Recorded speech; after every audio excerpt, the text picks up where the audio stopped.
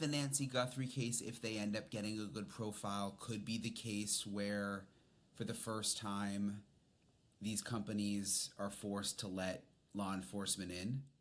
I do. And if it's not this case, it'll be another one.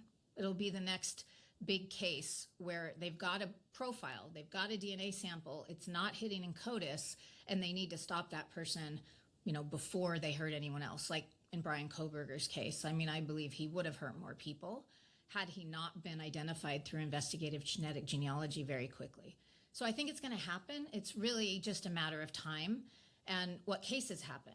I think it would have happened on the Charlie Kirk assassination, for instance, if they hadn't identified him quickly, or the attempted assassination of Trump. Those types of cases, they're not going to hesitate to try to get into those databases if they are stuck, because they're, really important cases, really high profile cases where they feel that they can make an exception in those cases. At around 2:30 in the morning, something inside Nancy Guthrie's quiet Tucson home stopped making sense. A masked man with a gun had already appeared at her front door. He had already reached for the camera. When he could not shut it down cleanly, he covered the lens with leaves instead. A short time later, Nancy's pacemaker stopped communicating with her phone. By daylight, there was blood on the porch. Her phone was still inside, and the 84-year-old woman who struggled to walk on her own was gone. No confirmed proof of life, no public suspect, no arrest. And the deeper investigators looked, the more this case began to feel like a crime built on planning, pressure, and a silence that still has not broken. If you want careful, fact-based true crime stories told with clarity and respect, like this video, and subscribe to True Crime Investigator Alex, because this case does not begin with rumor. It begins with a chain of verified facts that are disturbing on their own, and even more unsettling when placed side by side. Nancy Guthrie was last seen on the evening of January 31st, 2006. She had spent part of that night with family, before being dropped back at her home in the Catalina foothills area of Tucson. On the surface, there was nothing in those final public hours to suggest what would happen next. But by the time Sunday morning arrived, her home would sit at the center of one of the most troubling missing person investigations in the country. Nancy was not someone investigators believed could simply leave and vanish. That mattered immediately. She was considered a vulnerable adult. Authorities said she had difficulty walking. She had a pacemaker. She needed daily medication for a heart condition. Those details were not small background notes. They shaped the investigation from the first day. They meant that if Nancy was gone, the odds of a harmless explanation fell hard and fast. And then came the first crucial window in the timeline. The short stretch of darkness in the early morning hours when technology inside and outside the house began to fail in a pattern that no one could ignore. Authorities later said a doorbell camera at Nancy's front door captured footage of a man in the early morning. He was not casually passing by. He was wearing a ski mask. He had gloves on. He carried a backpack. A holstered gun was visible. He went to the door and tampered with the camera. That image would eventually become one of the defining visuals of the entire case. But at the start, investigators did not release it right away. They had to understand what they were looking at first. They had to ask the first brutal question. Was this man connected to Nancy's disappearance? Or was he part of a separate mystery that somehow arrived on the worst possible night? Then came the pacemaker's signal. Roughly half an hour after the camera footage, Nancy's pacemaker app lost contact with her phone line. On its own, that might have sounded technical, even routine, but in the context of everything else, it was deeply alarming. Investigators would later place it inside the same narrow window in which they believed Nancy was taken. By late morning on February 1st, relatives alerted authorities after Nancy failed to appear for church. That matters because it shows how quickly concern turned into action. This was not a case where days passed before anyone noticed she was missing. The alarm went up fast. Family knew something was wrong. Law enforcement moved in, and what they found inside that first response was serious enough that Sheriff Chris Nanos later said he assigned homicide detectives from the beginning, despite the fact that there was no body. That decision says a lot about the early condition of the scene. The sheriff did not publicly lay out every detail of what disturbed his team, and that is part of why this case still holds so much tension. The public has never been given the full picture of what those first investigators saw. But the choices law enforcement made tell their own story. They did not treat Nancy as a simple missing person. They treated the house as the origin point of something violent or coercive. They treated the scene as evidence. And as more facts became public, that approach made more and more sense. For a few hours, the outside world only knew that an elderly woman with severe physical limitations had vanished from her home. That alone was frightening. But it was not yet enough to explain the full urgency of the case. That changed when authorities confirmed the first physical evidence that tied Nancy directly to the front of the house. Blood found on Nancy Guthrie's front porch matched Nancy Guthrie. That one confirmed detail changed the shape of the story. A disappearance still leaves room for uncertainty. Blood on the porch of a woman who could not easily move on her own closes off much of that room. Suddenly the case was not only about where Nancy had gone. It was about what had happened at the front of her home, and whether what happened there was the center of the crime or only the moment when the crime went wrong. Think about the sequence as investigators had to see it. Nancy is dropped off at home after dinner. Hours later, an armed, masked figure appears at the front door and interferes with the camera. Not long after that, the pacemaker's signal goes silent. The next day, Nancy is missing, and her blood is on the porch. Even before the public heard every detail, the pattern pushed investigators toward the same hard conclusion. Nancy had likely been taken against her will. That conclusion would soon be stated publicly. Authorities said early on that they believed she had been kidnapped. They also made it clear that the urgency was not abstract. Nancy needed medication. Without it, the sheriff warned, the situation itself could become fatal. So from the beginning, the clock in this case was never symbolic. It was real. Every passing hour mattered. That is why the first public days carried so much raw pressure. There was no room for the case to breathe, no room for quiet reflection. There was a vulnerable woman missing. There was evidence of force at the house. There was no verified communication with whoever might have taken her. And there was already a sense that the case was moving faster than the public could see. Then the ransom shadow entered the story. By the first week of February, media reports began describing messages tied to Nancy's disappearance. Authorities acknowledged that a purported ransom letter sent to various outlets was being taken seriously. Investigators did not present it as proven. They did not say with certainty that the person behind the note had Nancy, but they did say the message contained some details that lent it credibility. That meant law enforcement could not dismiss it. They had to work it. They had to measure every word against what they already knew. This is where the case became more complicated, not less. A ransom case, at least in public imagination, has a pattern. Contact is made, demands follow, deadlines are set, proof of life is shown, pressure rises. But in Nancy Guthrie's case, the public never saw that pattern settle into anything clear. The first deadline passed, then another deadline passed. The family made direct public pleas asking for communication and asking to know, without doubt, that Nancy was alive. Still, there was no public proof of life. That silence mattered because it cut in two directions at once. If the messages were real, the lack of follow-through made the case more frightening. If the messages were fake, the case had now attracted people willing to exploit the family's desperation, while investigators raced against time. Authorities later confirmed both problems existed. They said they had arrested someone connected to a separate imposter ransom demand sent to family members. That alone reveals how chaotic the early information environment had become.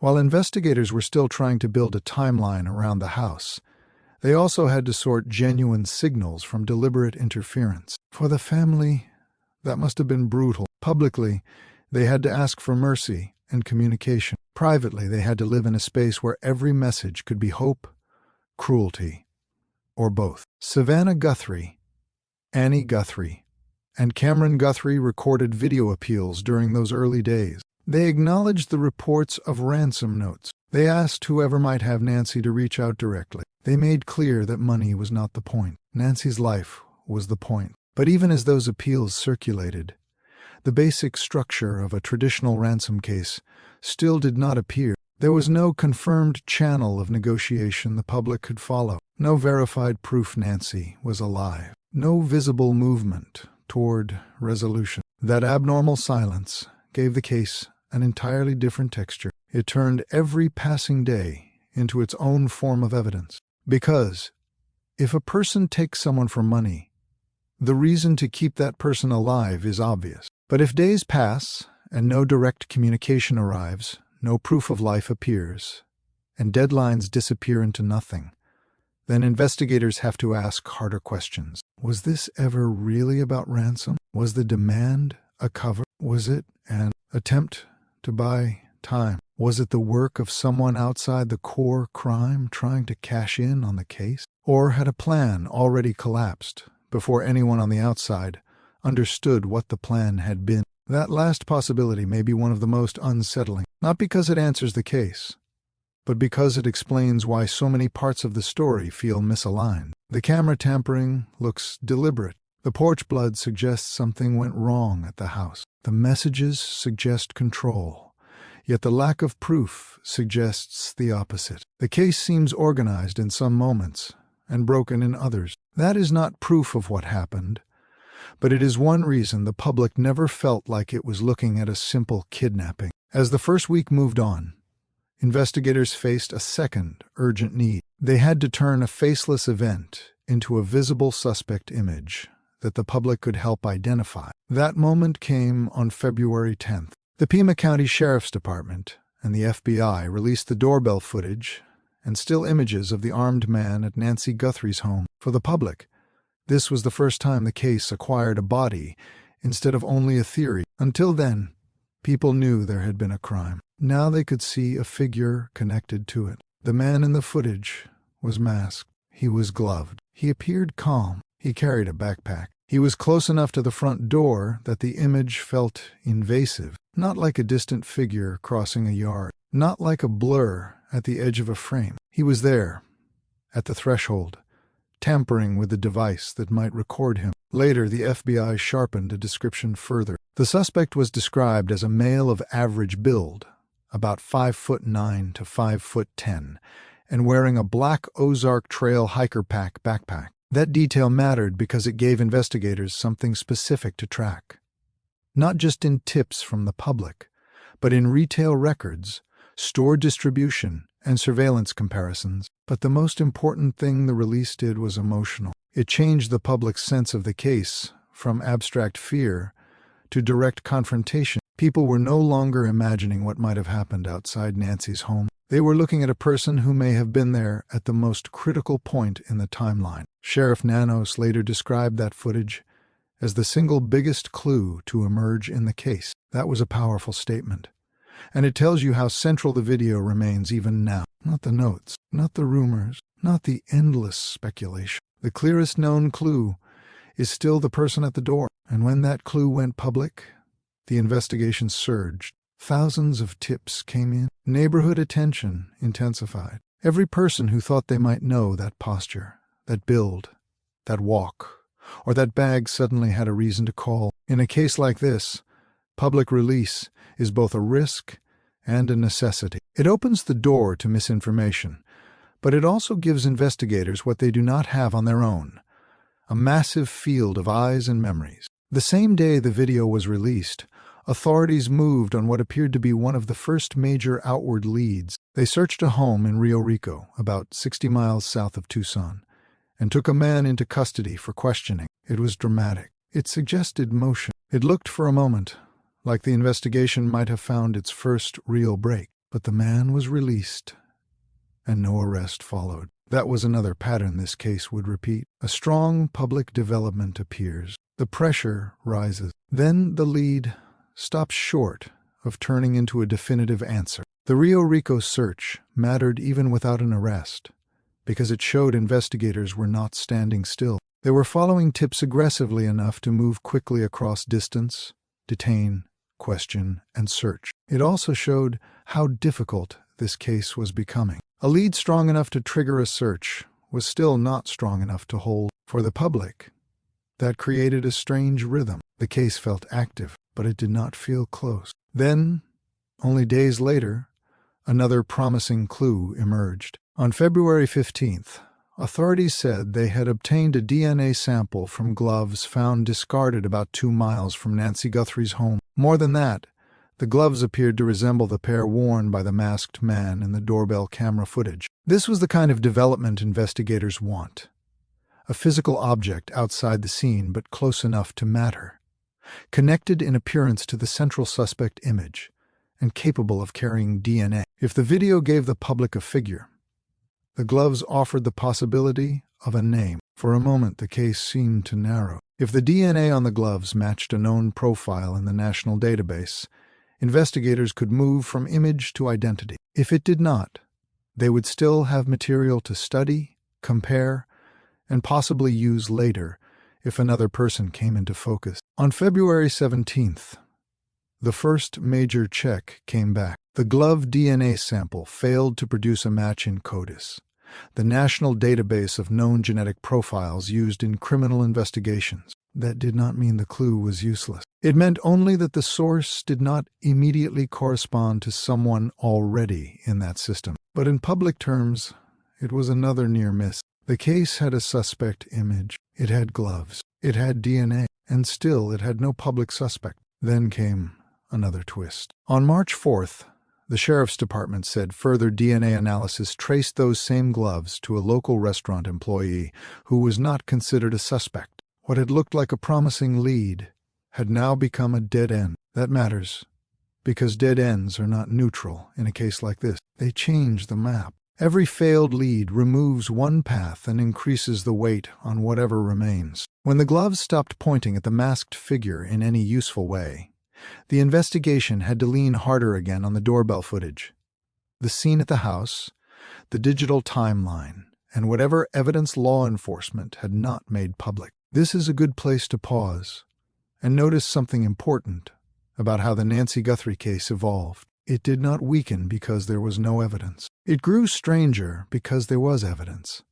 But the evidence kept refusing to resolve into a clean answer. There was an armed figure at the door. There was blood on the porch. There was a pacemaker disconnect in the same narrow time frame. There were ransom messages, some taken seriously, at least one imposter demand, and no verified proof of life. There was a Rio Rico search with no arrest. There were gloves with DNA that led nowhere useful. Each piece mattered. None of them closed the case. And that is exactly the kind of investigation that draws the public deeper with every update. Not because it is sensational, but because the structure of the mystery feels visible. You can see where the answer should be. You can feel the outline of the truth, but the final connection stays just out of reach. Halfway through a case like this, there is also another danger.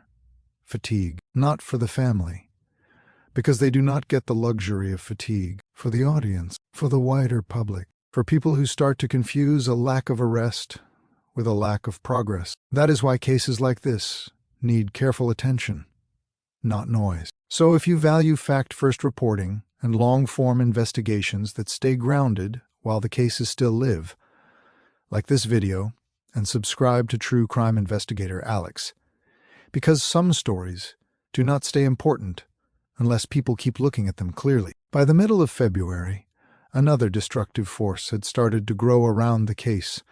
Public suspicion aimed at the family. This happens often in high-profile investigations. When the public lacks an answer, it starts filling the silence with its own. People look to the last person who saw the victim. They look to relatives. They look to money. They look to fame. They look to anything that feels close enough to turn uncertainty into blame. In Nancy Guthrie's case, the sheriff cut directly into that pattern. On February 16th, Sheriff Chris Nanos publicly said Nancy Guthrie's family members had been cleared as possible suspects. He was specific. He said that included all siblings and spouses. He also said the family had been cooperative and gracious, and he called it cruel to suggest otherwise. That statement did more than defend the family. It told the public something important about the investigation. Law enforcement had looked at the people closest to Nancy and had moved them out of the suspect lane, at least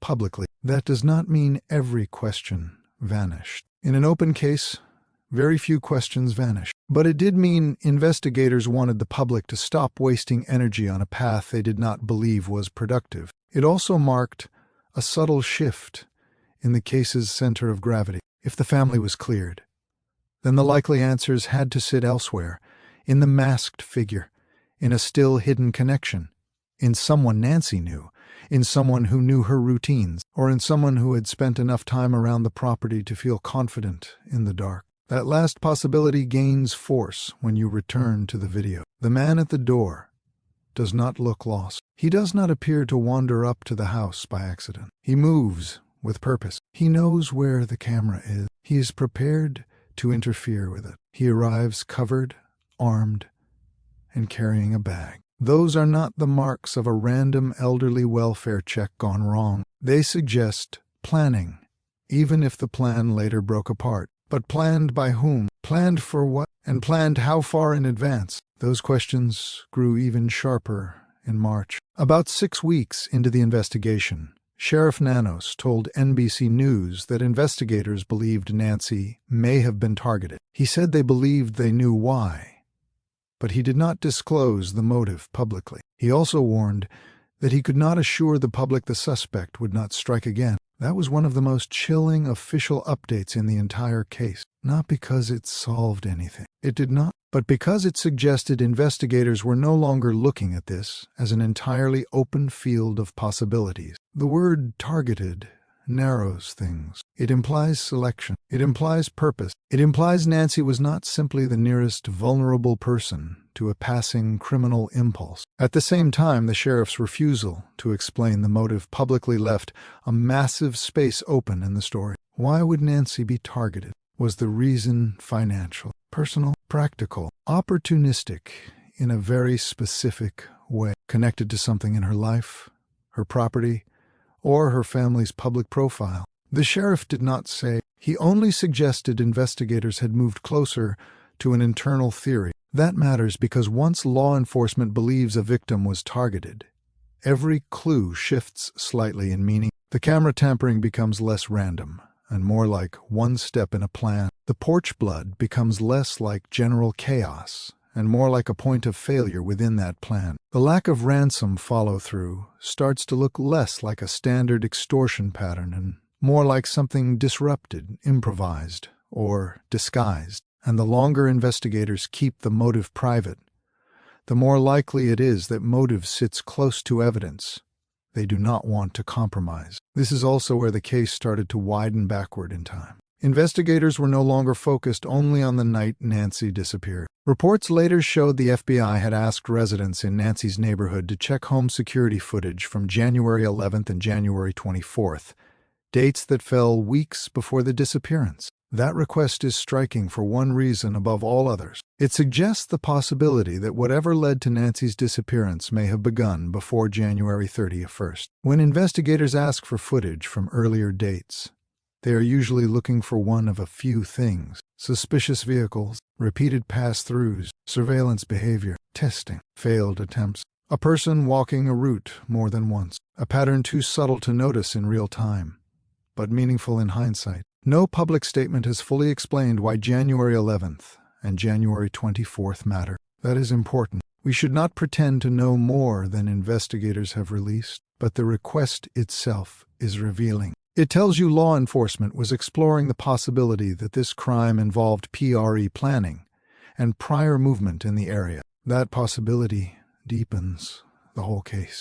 Because if someone watched Nancy's home ahead of time, then the disappearance was not only about a single masked figure appearing at the door in the dark. It was about preparation, choice, timing, knowledge of the neighborhood, knowledge of the house, maybe knowledge of Nancy's vulnerability, maybe not, but some kind of knowledge all the same. Around the same period, Investigators were also examining whether an internet outage may have affected camera footage near the time Nancy disappeared. That angle became public through reports about neighbors whose doorbell history was mysteriously unavailable during the critical hours that night. Again, caution matters here. Public reporting on possible outages does not prove a deliberate disruption. But the fact investigators were looking at it tells you they were not treating missing or incomplete digital evidence as a coincidence. And then there was another quiet but telling detail. Federal investigators reportedly recovered thumbnail images from motion-activated cameras placed around Nancy's property,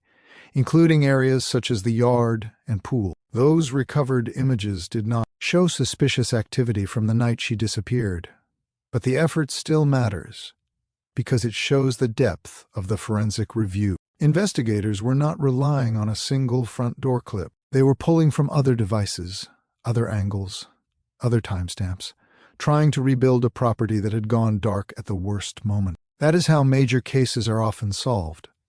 Not by one spectacular clue, but by the accumulation of small fixed points that eventually trap a lie. And if the public never saw the full body of those fixed points, that may be because law enforcement believed the best chance of solving the case depended on holding some of them back. This is one of the hardest balances in a live investigation. Release too little, and the public cannot help. Release too much, and the person you want to catch learns exactly where you are strong and where you are weak. In Nancy Guthrie's case, that balance has been especially visible. Authorities released the suspect video. They released the backpack detail. They acknowledged the blood, the pacemaker timing, the gloves, the search, the reward, the family clearance, and the possibility of targeting. But they have still kept something back, either because they need it for leverage, because they are protecting forensic value, or because the answer they see is not yet solid enough to expose. By late February, the family made one more major move.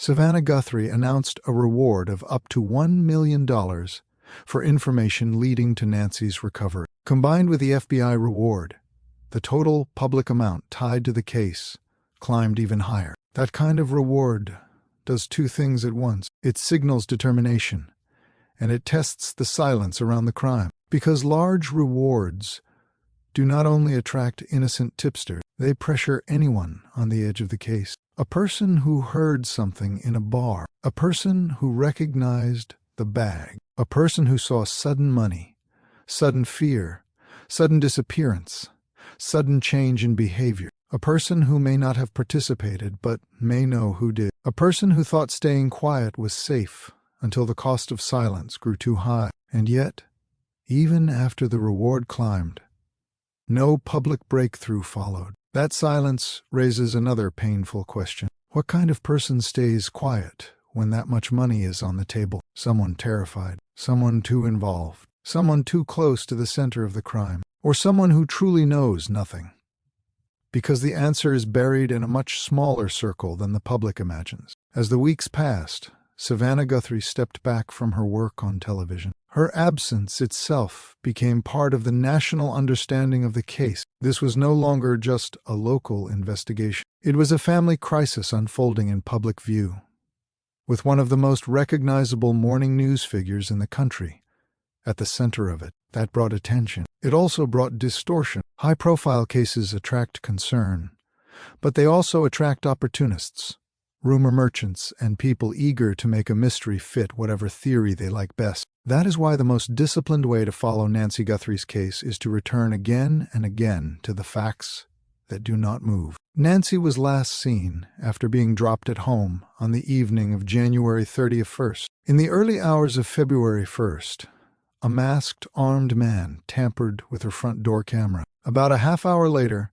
Nancy's pacemaker app lost contact with her phone. By late morning, Nancy had not appeared for church, and authorities were notified. Blood on the porch matched Nancy. The family and investigators pleaded for communication, but no public proof of life emerged. Video of the masked man was released. A Rio Rico search produced no arrest. Glove DNA looked promising, then failed to identify a suspect. The family was cleared. The sheriff later said Nancy appeared to have been targeted and that investigators believed they knew why. Everything else in the case, every theory, every debate, every tension point, lives inside that framework, and it is a powerful framework because it suggests two truths at the same time. First, something happened at Nancy's home that night, which law enforcement believes was deliberate. Second, whatever happened did not leave behind the clean trail the offender may have expected. If it had,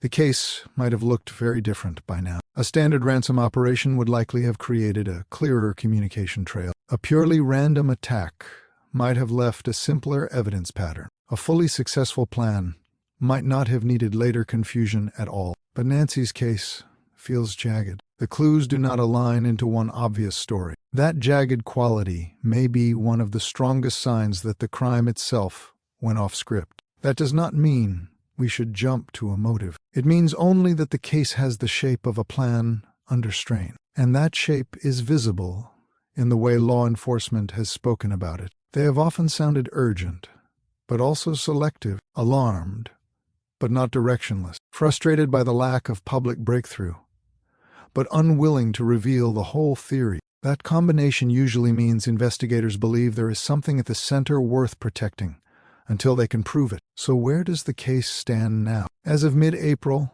there has been no public arrest. No suspect has been named. Nancy has not been found. Investigators have continued to analyze physical evidence, digital records, neighborhood footage, camera stills, and tip information. The FBI and local authorities remain involved. The public reward remains a major incentive. The family continues to ask for answer, and the central image still stands untouched by time. A man at the door, masked, armed, covered, working the camera before the house goes silent. That image is why this case stays in the mind. Not because it is theatrical, because it is specific. A person came to Nancy Guthrie's front door in the dark and acted with purpose. A vulnerable woman disappeared from that same home in the same critical window. Her blood was left on the porch. Those facts alone are enough to keep the case urgent. But the unanswered questions are what make it haunting. Why Nancy? Why that house? Why that timing? Why the camera first? Why the silence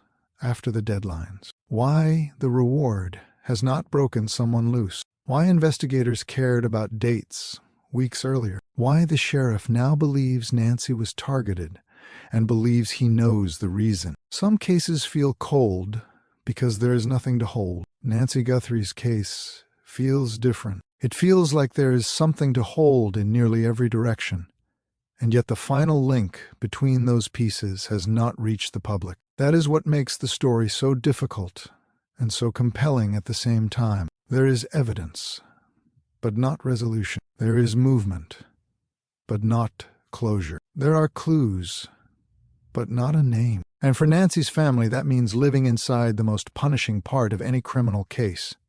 The place where the worst facts are known, but the full truth is still withheld by time, by fear, by silence, or by someone who has not yet spoken. If the answer does come, it may not arrive in one dramatic burst. It may arrive the way many cases do, through a quiet intersection of details, a memory that starts to matter, a tip that finally lines up with the bag, the timing, or the route, a digital fragment that fits the earlier dates, a person who decides the reward is worth the risk, a forensic result that becomes useful only after another piece moves into place, a discrepancy inside someone's story that law enforcement already knows how to test. That is why patience matters in a case like this. Not passive patience, focused patience, the kind that keeps the facts clean while investigators work the spaces between them. Because one thing should be clear by now. Nancy Guthrie did not simply disappear. The known evidence rejects that. An armed figure at the camera, a pacemaker line going dark, blood on the porch. These are not the signs of an ordinary absence. They are the remains of an event.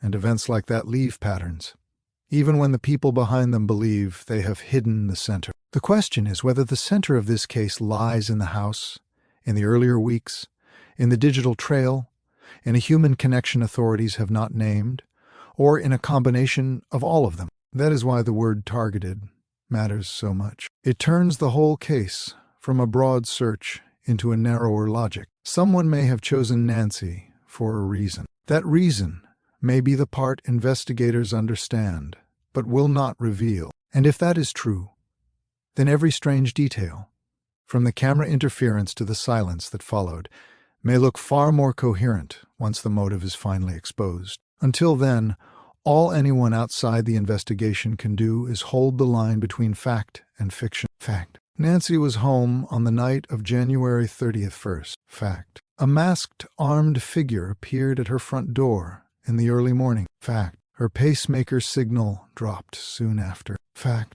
She did not show up where she was expected the next day. Fact. Her blood was found on the porch. Fact. Public communication from the supposed captors never produced verified proof of life. Fact. The most promising public physical lead, the gloves, did not resolve into a suspect. Fact. Her family was cleared. Fact. Investigators still believe this case can be solved. And maybe the hardest fact of all, Nancy Guthrie is still missing. That single truth is what keeps the whole case raw. It is what strips away the noise and brings everything back to what matters. Not the theories, not the online fights, not the performance of certainty from strangers who do not know. What matters is that a woman vanished from her own home in a narrow window tied to visible signs of force. And her family has been left waiting ever since for the answer that explains all of it. An answer that may already exist inside the evidence. An answer that may already exist inside a person who is too afraid, too involved, or too cold to come forward. An answer that may only need one more crack in the silence. If that crack comes, the whole story may change fast. The masked man may stop being only an image and become a name. The earlier dates may stop looking random and reveal planning. The false notes and dead ends may fall away. The targeted motive may become understandable, and the case that now feels like a room full of separate clues may finally show itself as one continuous act. Until then, the front door remains the place where everything narrows. A man arrives in darkness. He goes straight to the camera. He tries to blind it. A short time later, Nancy Guthrie's pacemaker loses contact. Morning comes. Nancy is gone. Blood is left behind, and the mystery that follows, never again, becomes simple. That is why this case stays with people. It is not only sad, it is precise. The opening move is visible. The victim's vulnerability is known. The window is narrow. The risk to her health was immediate. The public has seen enough to understand the danger, but not enough to answer the final question. Who chose Nancy Guthrie, and why? That is still the question at the heart of everything.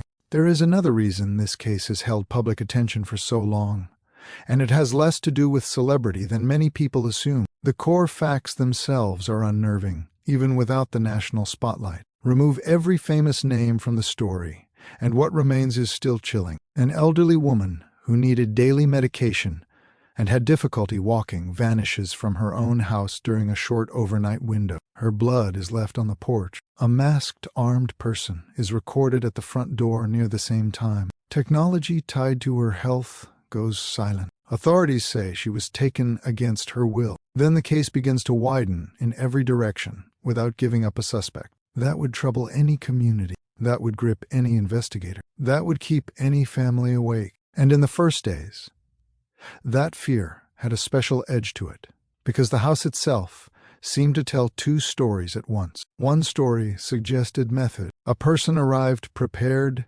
covered, and armed. He knew the camera had to be dealt with. He brought a backpack. He did not appear to stumble into the property by chance. But the other story suggested disorder. There was blood on the porch. There was no clean ransom process. There was no public proof of life. There were false demands mixed into the case. That is part of why this investigation feels so unstable from the outside. The evidence points to planning, yet the public record also points to confusion, interruption, and a result that may not have matched the offender's original intent. That tension between order and failure is one of the strongest reasons the case remains hard to read. If a crime is entirely chaotic, investigators search for opportunity, impulse, and accident. If a crime is entirely controlled, investigators search for discipline, motive, and a person who executed a plan exactly as intended. Nancy Guthrie's case sits in the uneasy space between those poles. The man at the camera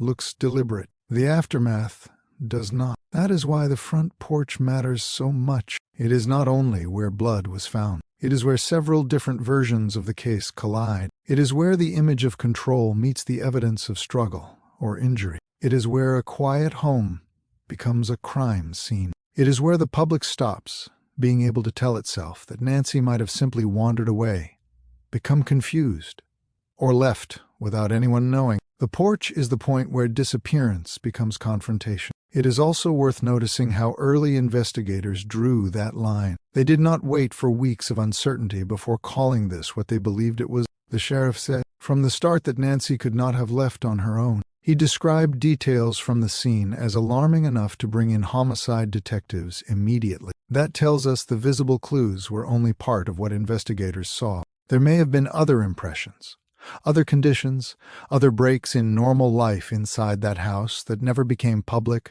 but helped drive the case from missing person to abduction at once. And when law enforcement moves that fast, it usually does so because the scene does not leave much room for ordinary explanations. That matters in a case with so much public speculation, because speculation often grows strongest where the evidence is weakest. Here, the public has always known only part of the scene. Investigators have always known more than they have said, and the difference between those two levels of knowledge may explain why officials have often sounded both urgent and restrained at the same time. They were urgent because Nancy's health made delay dangerous. They were restrained because the case itself may have contained details too important to release carelessly. You can see that balance in the way authorities handled the suspect video. They did not release it immediately. They released it after the case had already taken shape, after the public already knew Nancy was missing, and that blood on the porch was hers.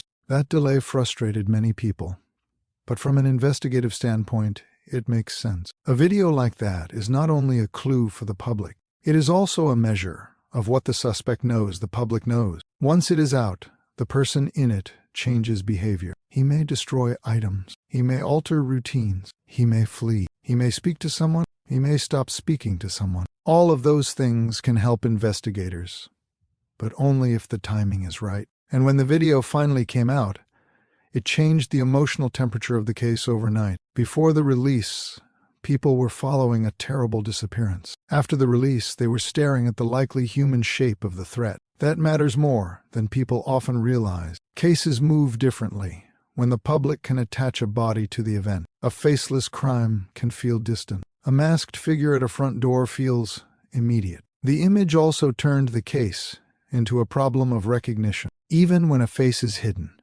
a person may still be identifiable through movement, build, posture, clothing habits, or equipment. Investigators know that. Families know that. Communities know that. Someone watching that footage may not be able to name the man with certainty, but they may feel something sharper and more dangerous than certainty. Familiarity. That is often how long cases break open. Not through a single perfect eyewitness, but through one person who sees a detail and cannot stop thinking about it. The bag looks right. The height looks right. The way the person reaches toward the camera looks right. The confidence feels right. The timing matches a gap in someone's story. And suddenly what seemed like vague suspicion becomes the first usable thread. But in Nancy's case, if such a moment has happened, it has not yet produced a public identification. That is why the reward matters so much. Rewards are not magic. They do not create truth where none exists, but they do alter the pressure around a case.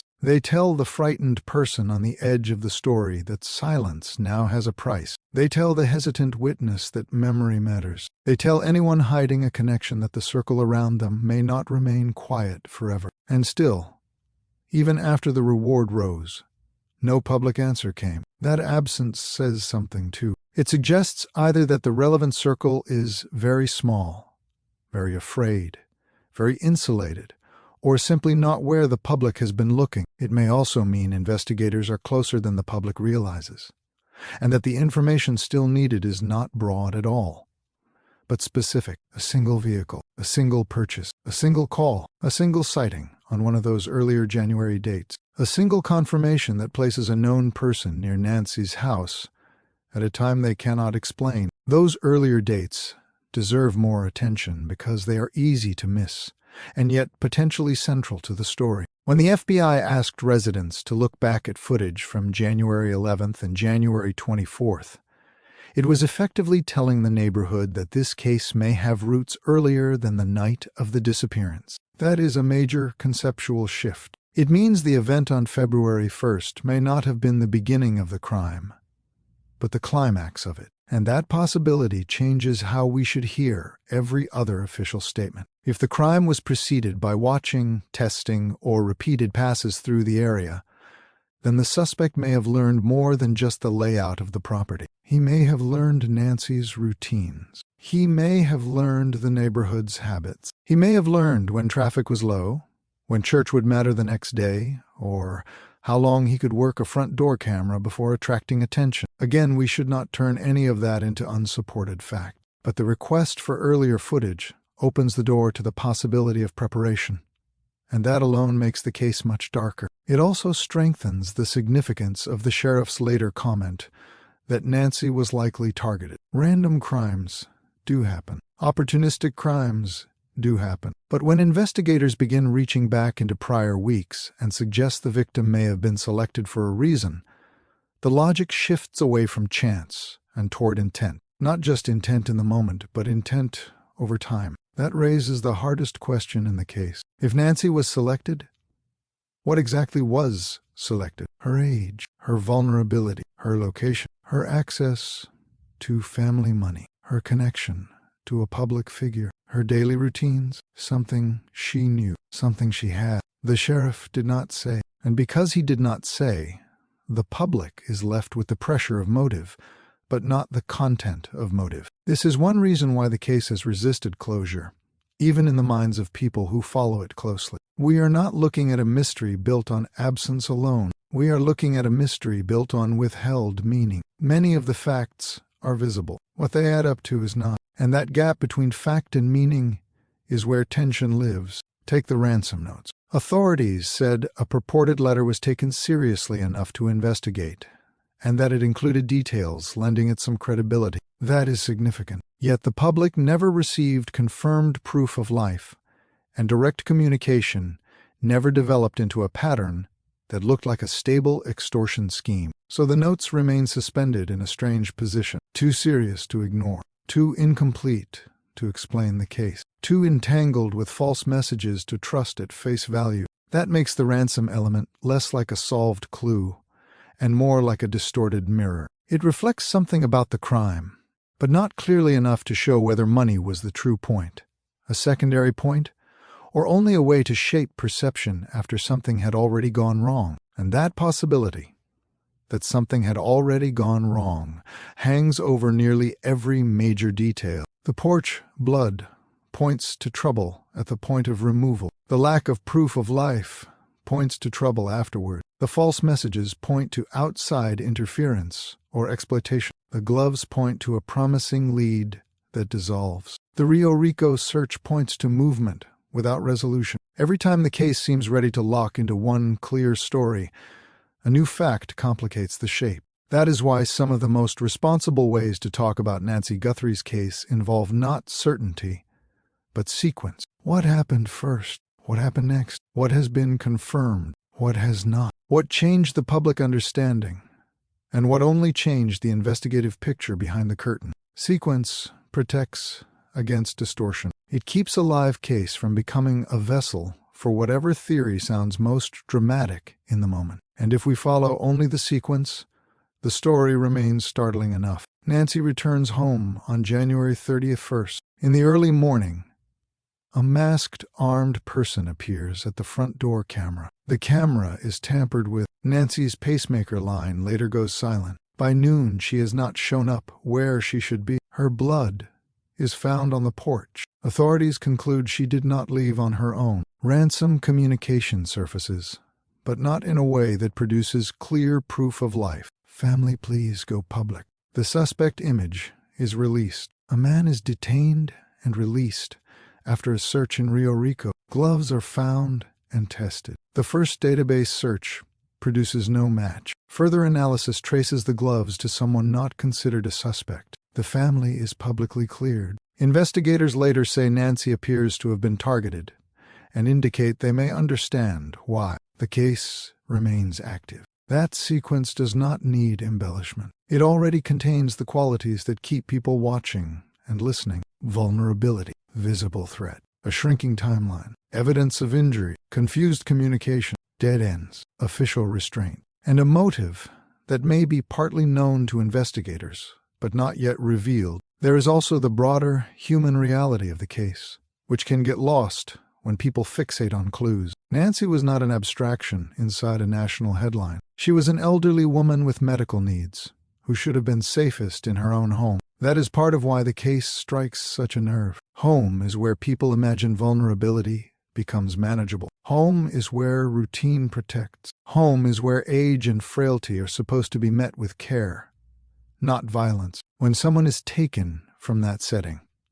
the crime feels like more than an attack on a person. It feels like an attack on the basic idea of safety. That reaction often drives the public to search for clean answers fast. But clean answers are rare in real investigations, especially when evidence exists in fragments spread across digital systems, physical objects, witness memory, and silence. Nancy's case appears to involve all of those at once. Digital timing from the pacemaker, video from the front door, physical blood evidence, a glove, lead, message traffic, neighborhood footage requests, and likely many interviews and background checks the public will never see unless charges are filed. One reason the family clearance matters so much is that it demonstrates how wide the early investigation likely reached. To publicly clear all siblings and spouses, authorities would have needed to test assumptions, check movements,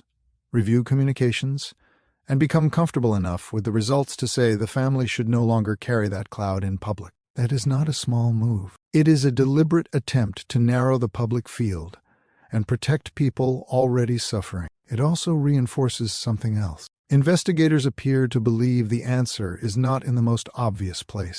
The answer may be adjacent to the family's world, but not inside it. It may involve a person who had contact with Nancy's routines, home, neighborhood, or circumstances without standing inside the immediate family circle. Again, that is not a conclusion about guilt. It is a reasonable reading of why the sheriff chose to speak so firmly when he did. And yet the case refuses to simplify even there, because once the family is cleared, the suspect field can become both narrower and wider at the same time. Narrower because a major branch is removed. Wider because the remaining possibilities can include workers, visitors, casual acquaintances, neighbors, watchers, local opportunists, and people known only in passing. The sheriff's targeted comment sharpens that field, but it does not expose it. That is why the backpack detail has remained important. It is specific